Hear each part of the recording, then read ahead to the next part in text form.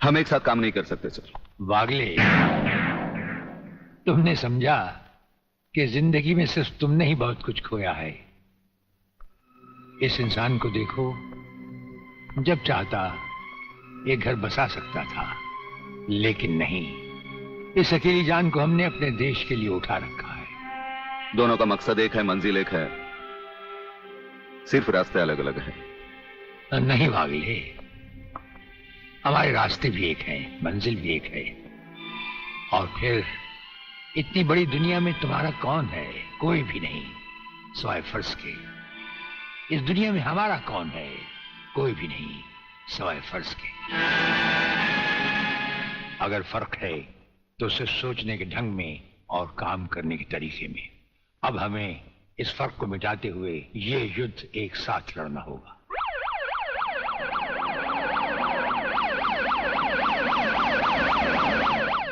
मुझे अपनी जान की तो परवाह नहीं है, लेकिन आप इस तरह खुलेआम गाड़ी में घूम रहे हैं, ये खतरा मैं उठा नहीं सकता। जिस गाड़ी में तुम बैठे हो, ये मामूली गाड़ी नहीं। मामूली गाड़ी मामूली आदमियों के लिए होती है, ये गैर मामूली गाड़ी है, एक गैर मामूली इंसान के लिए। बुलेट प्रूफ, और इसमें ऐसे ऐसे गैजेट लगे हुए हैं जो बम से लेकर पटाखे तक की खबर हमें मिल जाती है। लेकिन इस वक्त हम जा कहां रहे सर? गाड़ी रुकने पर तुम्हें खुद ब खुद पता चल जाएगा।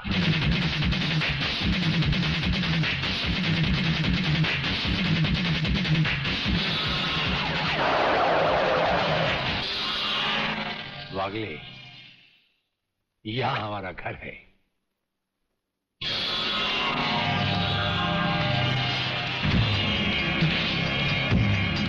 यहां तो सिर्फ चारों तरफ जंगली जंगल नजर आ रहा है, रहने की तो कोई जगह ही नजर नहीं आ रही। अभी नजर आ जाएगा बहादुर।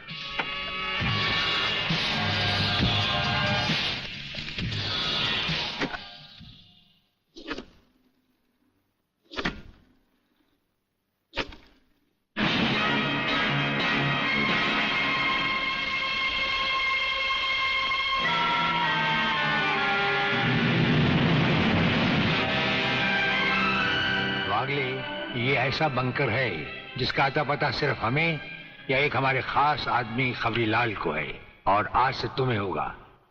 ये इतना मजबूत है कि इस पर ना तो कोई हवाई हमले का असर हो सकता है और ना किसी बम या बारूद का।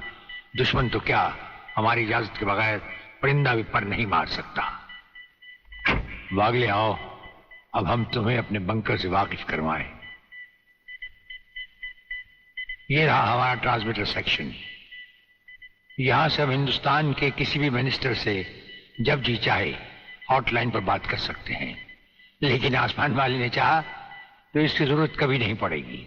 हम अकेले ही तुम्हारे साथ वागले सब कुछ संभाल लेंगे। और वो देखो, वो एक कमरा जिसमें सब हथियार रखे हुए हैं, और उस कोने में रहा हमारा अस्पताल।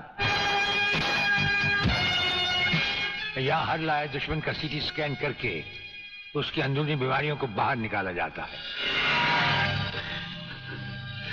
मुझे छोड़ दीजिए ब्रिगेडियर साहब, मैं सच कहता हूं, मैं प्रलयनाथ के बारे में कुछ नहीं जानता।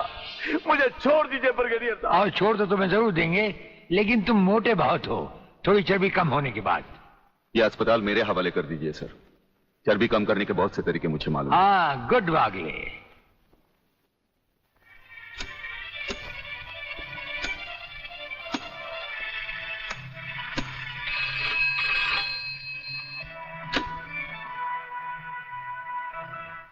नमस्कार सर, मैं खबरीलाल बोल रहा हूँ। ओ खबरीलाल, आज के मुख्य समाचार ये हैं कि प्रलयनाथ गुंडा स्वामी ने खतरनाक किलर बब्बन खूनी को आपको खत्म करने के लिए एक बहुत बड़ी सुपारी दी है। हमारे नाम की सुपारी खाने वाले को जिंदगी भर दांत चबाने पड़ेंगे। ये हमारे नाम की सुपारी खाने वाले चमगादड़ के खाने पीने का ढाबा कहाँ है खबरीलाल? शहर से 40 मील दूर काली पहाड़ी के पीछे उसका एक अपना बहुत बड़ा मैंगो फार्म है। आज के समाचार समाप्त हुए।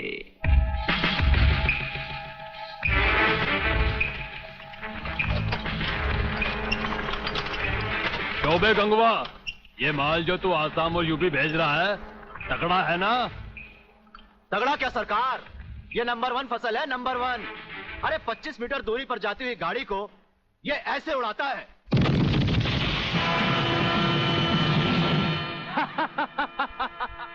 देखा सरकार, ये अपनी बम फैक्ट्री में बना हुआ मैंगो का कमाल।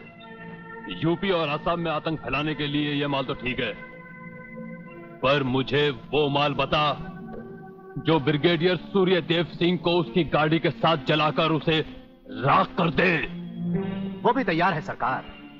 ये देखिए छोटा सा हापुस जो 50 मीटर की दूरी पर जमीन पर गिरते ही ऐसा फटता है कि मरने वाले की हड्डियों का सुरमा बन जाता है। ये देखिए।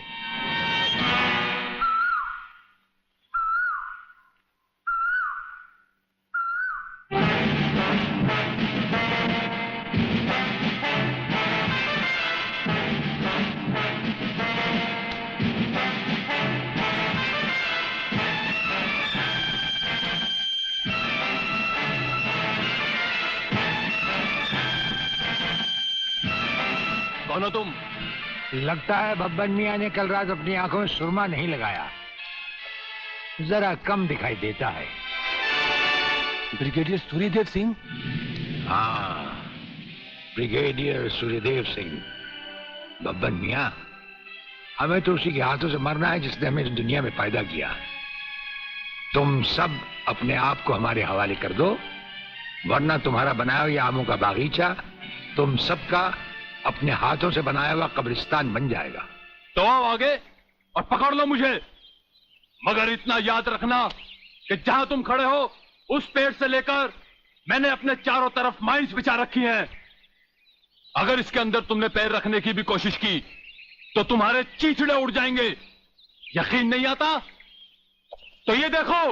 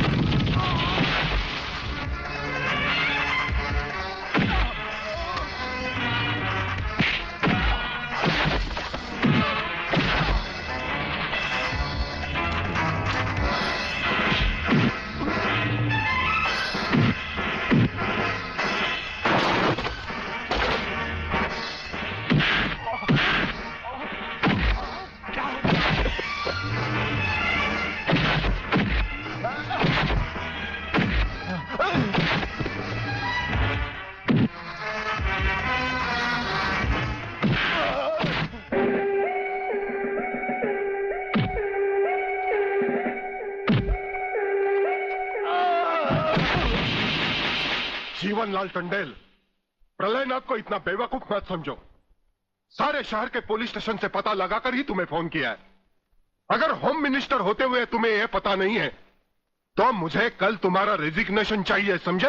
अरे मैं जानते हो बब्बन और उसके साथियों ने जबान खोल दी तो सूर्यदेव सिंह हमारे लिए नर्क के दरवाजे खोल देगा। जल्दी से पता लगाओ और उन सबको छुड़वाओ। Yes, DCP Pathania speaking. अरे इंग्लिश को मारो गोली और हिंदी में समझो। मैं जीवनलाल बोल रहा हूं, जीवनलाल टंडेल। ओ सर, आप कहिए, क्या हुक्म है सर? मुझे सिर्फ 1 घंटे में यह बताओ कि सूर्यदेव सिंह ने जिन जिन को गिरफ्तार किया है वो सब कहां हैं, और मुझे 4 घंटे के अंदर अंदर उन सब की जमानत चाहिए, समझे? मगर सर, सूर्यदेव सिंह के बारे में जितनी जानकारी आपको है उतनी ही हमारे डिपार्टमेंट को, और हम उसे ज्यादा कुछ पूछ भी नहीं सकते क्योंकि यही हाई कमांड का ऑर्डर है। वो रहता कहां है? वो भी नहीं मालूम। ये भी नहीं मालूम? तो फिर ये बताओ कि वो मिलता कहां है। मैं उससे आज ही मिलना चाहता हूं। सर, वो रोज सुबह सीबीआई ऑफिस में 12 और 1 के बीच में आते हैं सर। सर, ये लिस्ट उन लोगों की है जिन्हें आपसे मिलना है।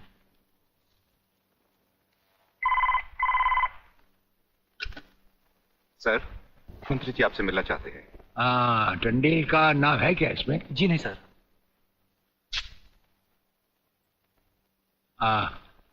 आज तो हम अपना 1-1 मिनट दूसरों को दे चुके हैं, दम लेने की भी फुर्सत नहीं होगी। ऐसा करो, मंत्री जी को कल दोपहर के बाद की कोई भी अपॉइंटमेंट दे दो। Okay sir. Sir, you can't meet him today. अरे अंग्रेजी को मारो गोली और हिंदी में समझो। इस राज्य के मंत्री से मिलने के लिए उसके पास वक्त नहीं है। मैं पूछता हूँ वो हमारी खाता है या हम उसकी? इसमें आपकी और हमारे खाने की बात कहां से आ गई? ओह, तो ये है ब्रिगेडियर। आप यहां अचानक आ पधारे हैं और हम आज का सारा वक्त औरों को दे चुके हैं। आखिर हम सब जनता ही के तो सेवक हैं। कुर्सी मिलने पर ये समझ लेना कि सारी सरकार आप ही की है, इसे हम कैसे मान लें? आप मुझे ये न समझाएं कि सरकार किसकी है। आप सिर्फ इतना समझिए कि आप एक सरकारी नौकर हैं और आपके सामने खड़ा हुआ ये इंसान इस राज्य का मंत्री है। खादी के कपड़े पहनने से और टोपी लगा लेने से कोई महात्मा गांधी नहीं बन जाता। और सुनिए, हमें नेताओं की भाषा ना तो पहले समझ आई थी और ना कभी आएगी। भाषा छोड़ो ब्रिगेडियर, मैं जो आपसे कहना। आपने जो कुछ भी कहना है कल कह लीजिएगा। आपकी अपॉइंटमेंट नोट करवा दी गई है। और एक बात ये भी याद रखिए कि हमसे बगैर अपॉइंटमेंट के कोई नहीं मिल सकता। और जहां तक हमारा ताल्लुक है, हम किसी से भी किसी वक्त भी कहीं भी मिल सकते हैं, हमारा जब दिल चाहे। शायद आपने वो लेटर नहीं पढ़ा जो सेंट्रल गवर्नमेंट ने आपको भेजा है। उसमें खासुल खास ऑर्डर है कि हमारे किसी भी काम में कोई भी दखल अंदाजी नहीं कर सकता। नमस्कार। नमस्कार।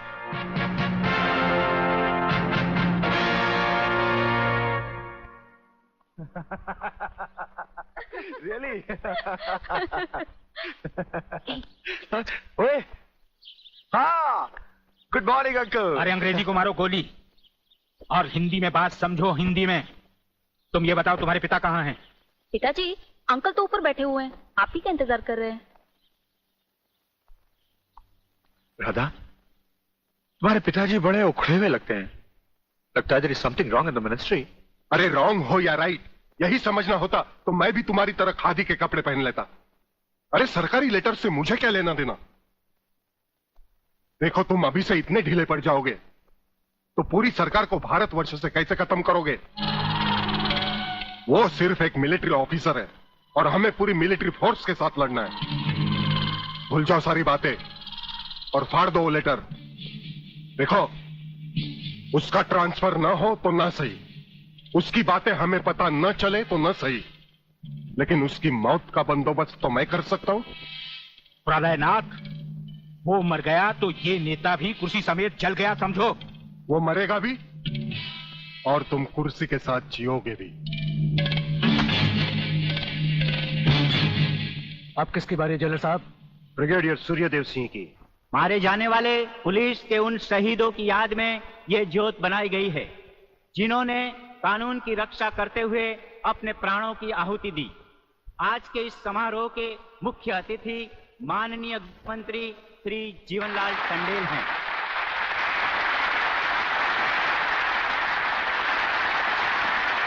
और इस ज्योत का उद्घाटन एक महान योद्धा, परमवीर चक्र विजेता ब्रिगेडियर सूर्यदेव सिंह के हाथों से होगा।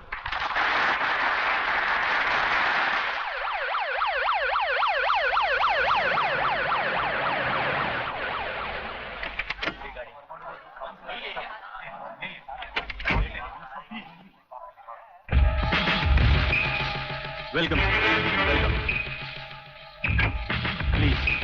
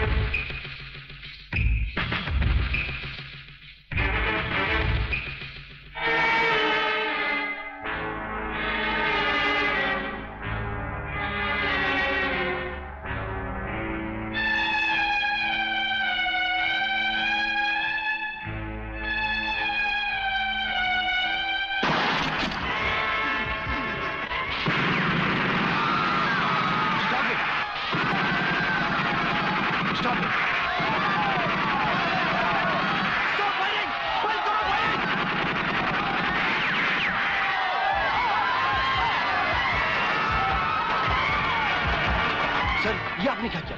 फायरिंग का ऑर्डर क्यों दिया सर? आपकी एक गलती से कितनी जाने गई, इसका जवाब कौन देगा ब्रिगेडियर साहब? मिस्टर तिवारी, इसका जवाब अब ब्रिगेडियर को ही देना होगा, और वो भी अदालत में।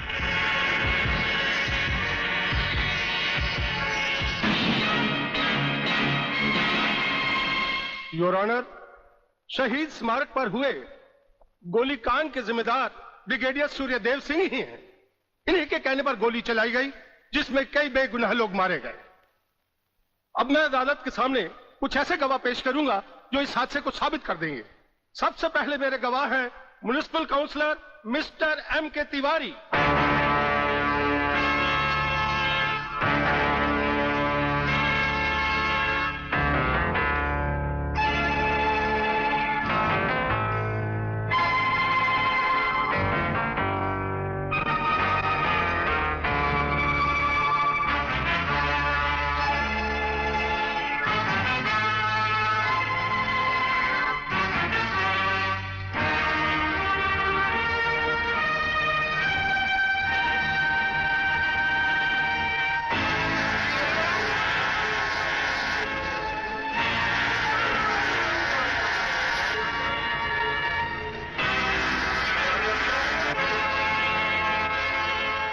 योर ऑनर, अब हमारा आखिरी एक ऐसा चश्मा